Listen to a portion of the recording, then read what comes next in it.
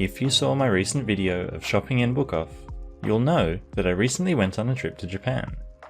Even though the trip is over and I'm not there anymore, I did go watch hunting and visited quite a few interesting places. One was probably the most famous watch shop in Japan besides Seiko Ginza, and that is Jackroad. Jackroad is a watch shop located in Nakano Broadway, which is on the western side of Tokyo, in the Nakano-san Mall shopping street.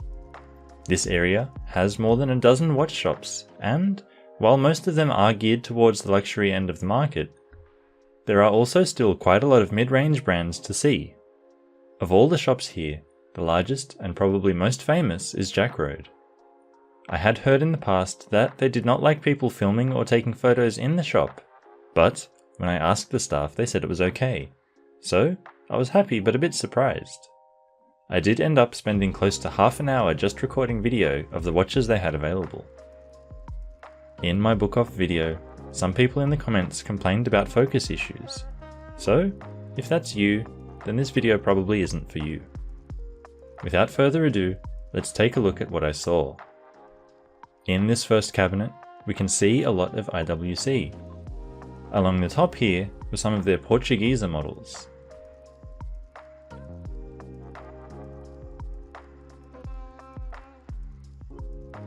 After these people walk past, we get a look at more of their pilots' watches, which are probably what IWC is most known for these days. That Spitfire down the end was really nice, and probably my pick of the watches here. Generally, the brands are separated into these cabinets. Up next is Blancpain. I know of the brand, but not much besides the 50 Fathoms, which we can see coming up here, as well as some colourful and maybe questionable Swatch collaboration watches. I can't say that I'm a fan of either of those two, although the recent all black one doesn't look bad. The row underneath has everybody's favourite brand to hate, Hublot. While I didn't find any of these ones particularly appealing, it was still interesting to see them. They also had the obligatory iced out versions too. Below these were some Girard Perregaux, and someone must have been looking at this skeleton tourbillon model as it was wound up and running. Skeleton watches don't always look good, but I like that one. This row finishes off with a couple of other watches from the brand. The next cabinet starts off with Rado, and mostly what I believe are their Captain Cook models. As we move further along, we get to some more interesting designs, including that all black one that has a bit of a Moser feel to it.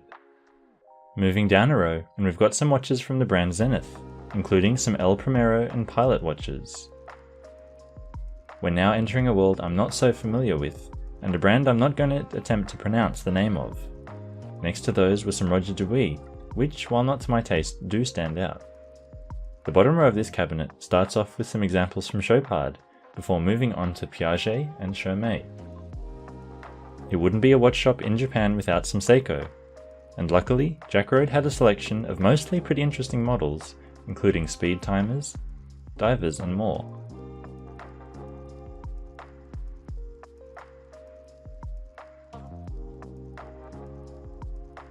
That blue Save the Ocean model with the underwater dial was really nice in person.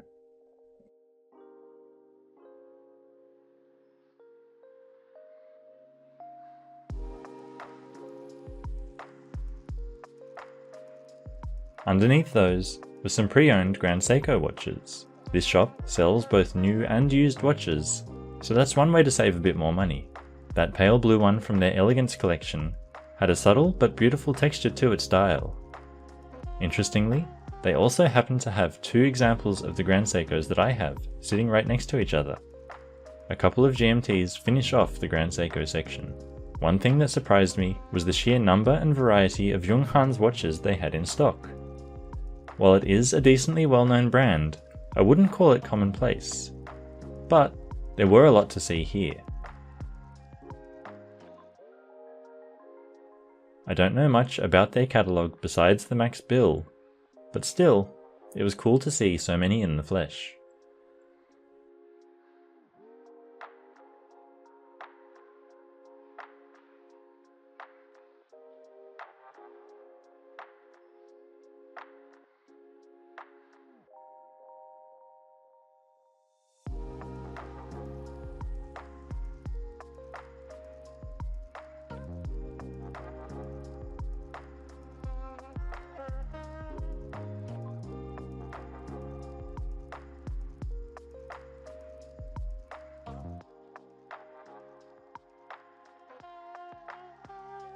Moving on, and we come to Breitling. Along the top of this row was a wide range of Super Oceans, I think. It's another brand I know of generally, but besides the Navitimer, Super Ocean and that pistachio coloured chrono, I'm not very well versed on their catalogue.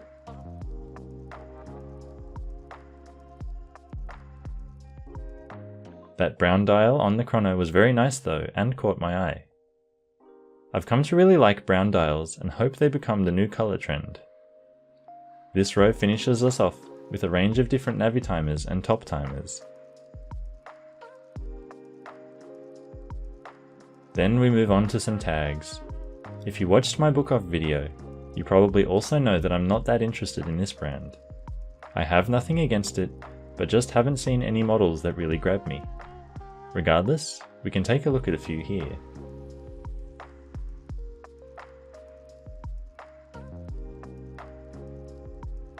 Up next, we have quite a few from Bulgari, a brand that has really stepped it up in recent times. While not my style, I can appreciate they have a distinct design identity. Hiding at the start of this row was that super thin Octo Finissimo. I don't really have a whole lot else to say about these ones really, but here they are.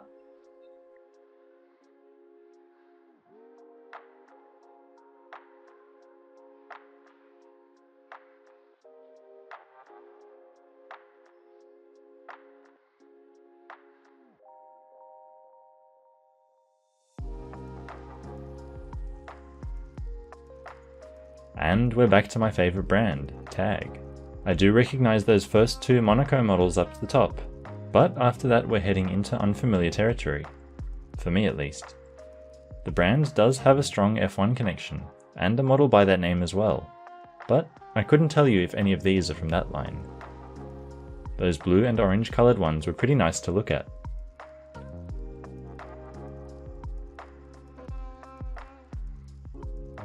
More tags down here, and then there are some aqua races along this row.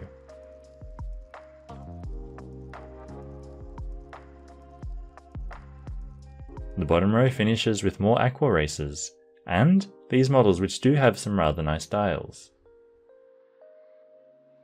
Moving up the food chain a little and we come to Omega. This first row has got quite a few different versions of the Speedmaster, including that Snoopy in blue and white.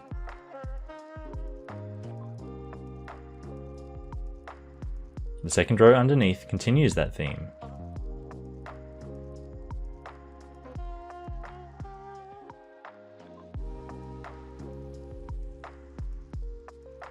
Below those we finally get to something different, with these constellations. Before moving on to some very nice Rail Masters. There is a single Globe Master down there on the bottom row, accompanying some more constellations. They had plenty of stock of Omega though, so we've got another cabinet to look at, starting off dressy with a very wide range of DeVille watches. This collection from Omega doesn't get much attention at all, which is a bit disappointing, as there were some really classy looking watches here. Silver or gold, black, blue or white dial, take your pick. The ladies aren't left out here either, with these models along the row underneath.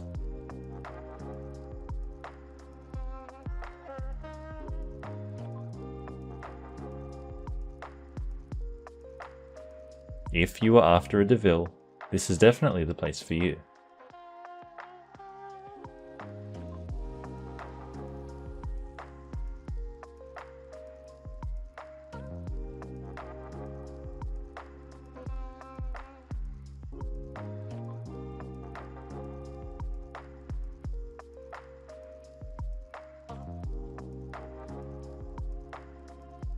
We're up to cabinet number 3 of Omega, and besides the Railmaster, we're getting into some divers now.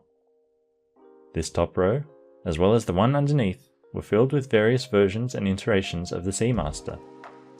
It's a model I really like from Omega, especially when it's got the wave pattern on the dial.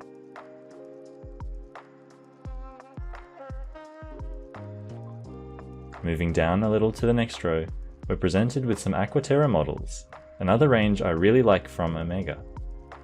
They're generally simple, straightforward, everyday watches that also happen to look really good.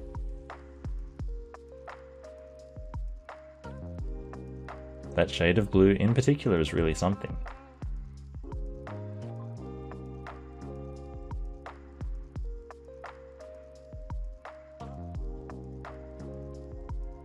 These two world timers are both fantastic with that 3D map on the dial, and hanging out with them are a bunch of different Planet Ocean models. I bet you thought we were done with Omega, but no, there's more. We're back to Speedmasters with these colourful and quite interesting models.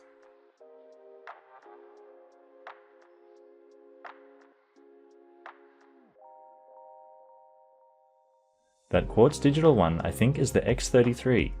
Correct me if I'm wrong, but I think it's been to space.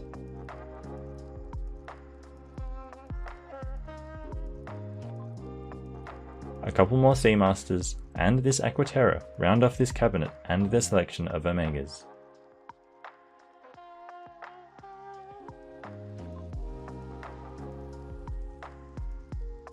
Up next are some watches from a brand you don't see all that often, Epos. Here they had some divers that were followed up by some dressier moon phases. Next to those, down a bit further, were a couple of skeletonized watches too. When we move down to the row underneath, we are presented with some bronze, courtesy of Oris. These big crown pointed dates are pretty popular, though I'm not sure how I feel about those bronze versions. They also had some more traditional looking pilot's watches, as well as this Aquis and Cotton Candy Divers 65, also in bronze. A few more divers finish off this row of Oris. On the next row, we can see some Maurice Lacroix. I think these ones are their ocean plastic models that are promoting the cleaning of the ocean. In addition to those in pretty much every colour, there were a few stainless steel options down further on these rubber bands, or stainless bracelets underneath. Or something a little more complicated, they also had these chronograph versions too. The bottom row had what I believe were the used watches, whereas all the ones we saw in the cabinet before this were new.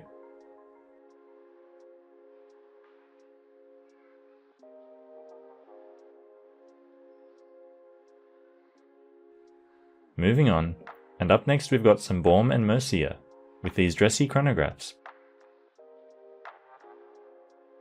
Before we move on to some Tissot, starting with the PRX.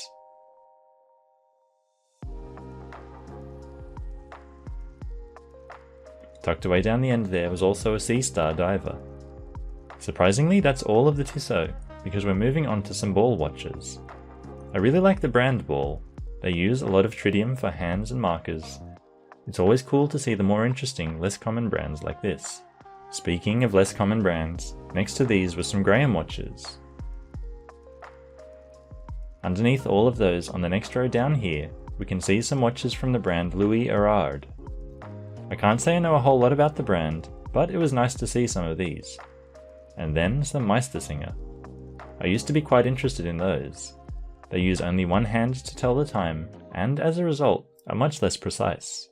Below all of these are some Corum watches, which you just have to stop and look at.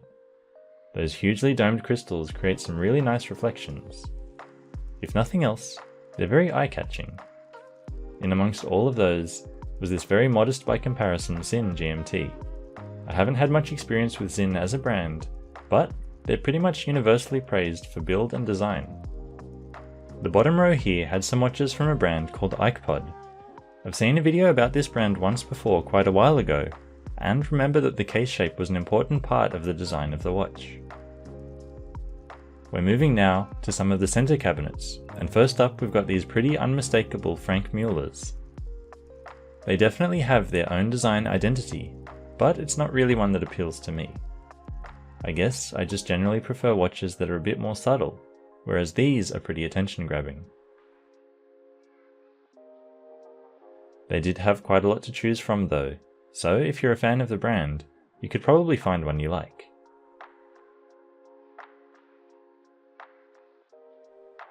Nomos is up next here, and we can see quite a few different models. Nomos do minimal very well, and the fact that they've made quite a few in-house movements is pretty impressive for the brand. On this side, we have mostly traditional dial colours, but as we move across, we're able to see some of their more playful offerings.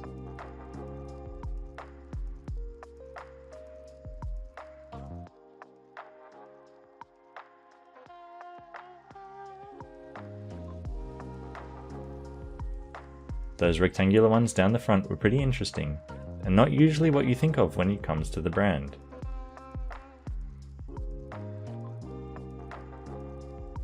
I know that orange colour in particular is very popular. And those few up the back finish us off. We're far from done though, and next up we have these Bell & Ross watches, another brand with a distinct design in the form of those square-shaped cases. I don't know if I could personally pull off one of these, but being able to see them in person was cool. Speaking of watches I couldn't pull off, the next cabinet was full of these Panerai watches. I don't have a problem with the design of most of these, but it's the size that puts me and probably most other people off too. I know they do make some smaller models, but I haven't had much close-up experience with them. Now we're getting to the good stuff.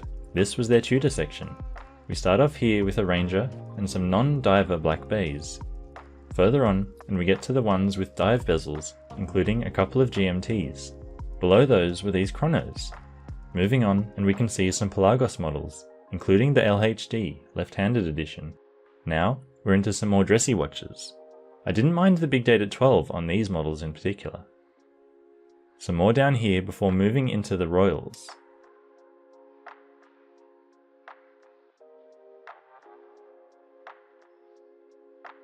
This bottom row has the used watches, and even though they're used, the condition is usually still pretty good. Up next, we've got the older brother, Rolex. As I'm sure you can imagine, there was a whole lot of Rolex here. There's an interesting range of them here with these gold ones, before moving into some Yachtmasters. The row underneath had a lot of GMTs.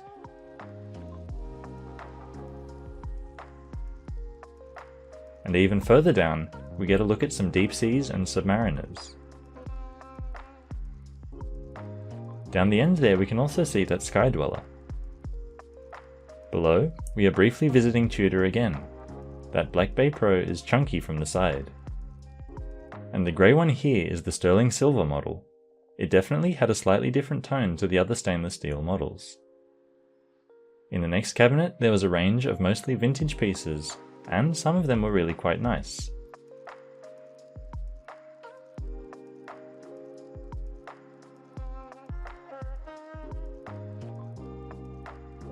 Amongst them were some Orients, before we move into the IWC area.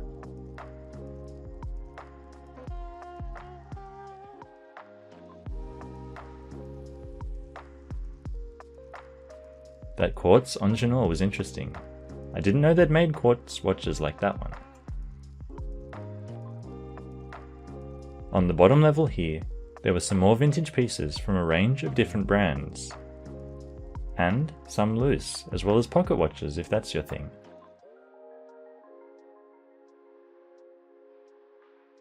The vintage pieces continue over here in the next cabinet, and there was a lot of Seiko.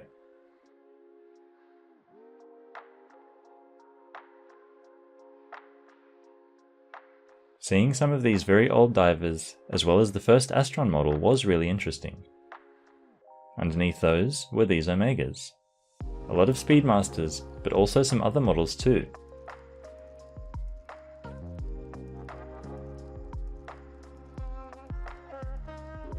And, laying flat along the bottom row, were these dressier watches that also bear the Seamaster name. A lot of these older designs from Omega are really timeless, and, though vintage, don't look that out of place today. This cabinet was pretty much exclusively Rolex, and also I think exclusively vintage or older models. I didn't film them all up close, as I'd already spent long enough, but there were these few interesting dial textures.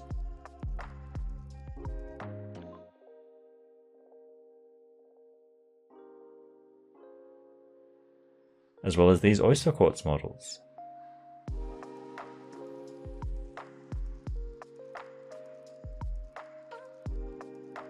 One of those brown ones looked almost like a wood grain texture.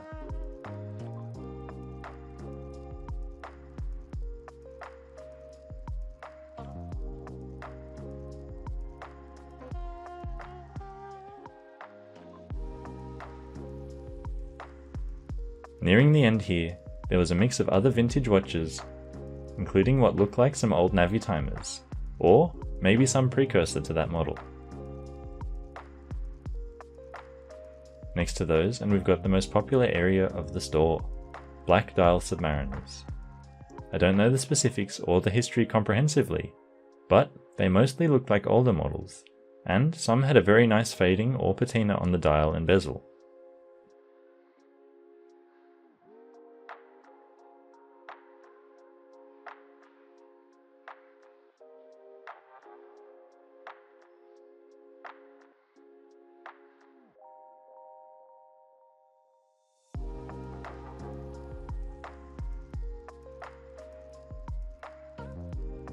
Underneath those were these Explorer GMTs. These I know were pretty old and very cool to get a chance to look at up close. More Explorer GMTs and GMT Masters were next to those in the same row, with varying degrees of colour fading.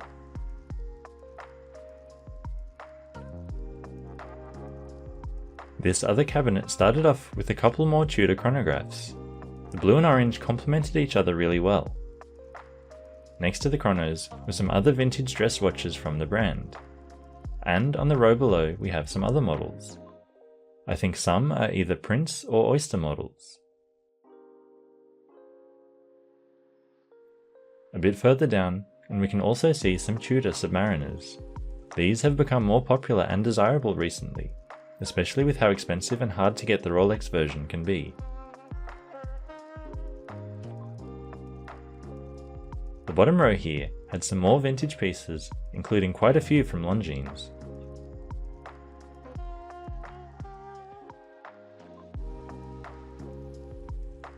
Now we get to the heavy hitters, and what a way to start with this Rainbow Daytona. It was special enough to get its own case right in the middle of the shop.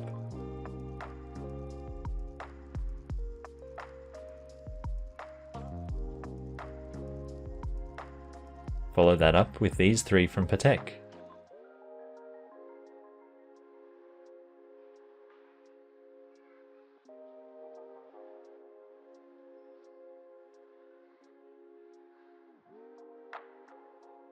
And some more Patek. The shade of blue they used for that pilot chronograph was fantastic.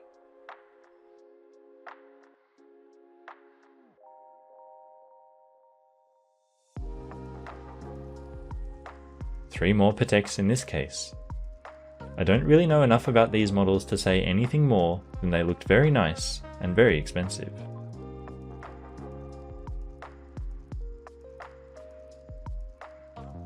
We'll have a break from Patek as we look at some of these Breguet watches now. A very famous brand, but not one you really have the opportunity to see so often. It was nice to get a look at them here. Same again though, I don't know a whole lot about these, but the design and finishing looked incredible.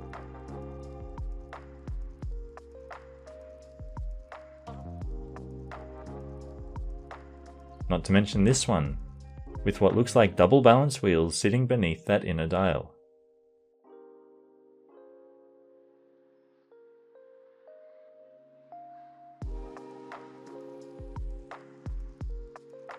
We're coming to the end of my footage from my visit to Jackroad now, but one final treat when it comes into focus was this Moser in blue.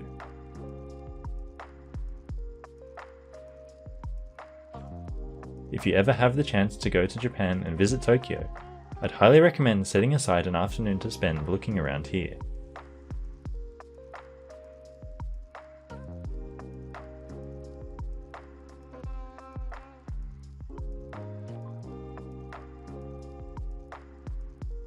And that brings us to the end of the shop tour.